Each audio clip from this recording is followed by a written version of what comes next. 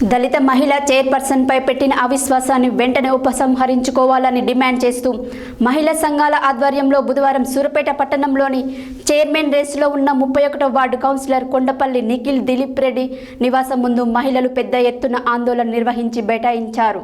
ఈ సందర్భంగా మాల మహానాడు జిల్లా మహిళా అధ్యక్షురాలు పిట్టల భాగ్యమ్మ మాట్లాడారు. దళిత మహిళా చైర్పర్సన్పై పెట్టిన అవిశ్వాసాన్ని వెంటనే ఉపసంహరించుకోవాలని డిమాండ్ చేస్తూ మహిళా సంఘాల ఆధ్వర్యంలో బుధవారం సూర్యాపేట పట్టణంలోని చైర్మన్ రేసులో ఉన్న 31వ వార్డు కౌన్సిలర్ కొండపల్లి నిఖిల్ దిలీప్ రెడ్డి నివాసం ముందు మహిళలు పెద్ద ఎత్తున ఆందోళన నిర్వహించి బైఠాయించారు. ఈ సందర్భంగా మాల మహానాడు జిల్లా మహిళా అధ్యక్షురాలు పిట్టల భాగ్యమ్మ మాట్లాడుతూ మాజీ మంత్రి జగదీష్ రెడ్డి ఆదేశాల మేరకు దళిత చైర్పర్సన్గా బాధ్యతలు స్వీకరించిన పెరుమల అన్నపూర్ణ 4 ఏళ్ల కాలంలో ఎలాంటి అవినీతి లేకుండా అందరికీ అందుబాటులో ఉండి పట్టణ అభివృద్ధికి అహర్నిశలు కృషి చేసిందన్నారు.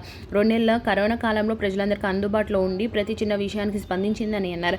అగ్రవర్ణాలకు చెందిన నాయకులు దళితుల పట్ల వివక్షను ప్రదర్శిస్తూ మహిళ అని చూడకుండా ఇలా దళిత మహిళను పీఠంపై నుంచి దింపేయడం ఎంతవరకు సమంజసం అని ప్రశ్నించారు.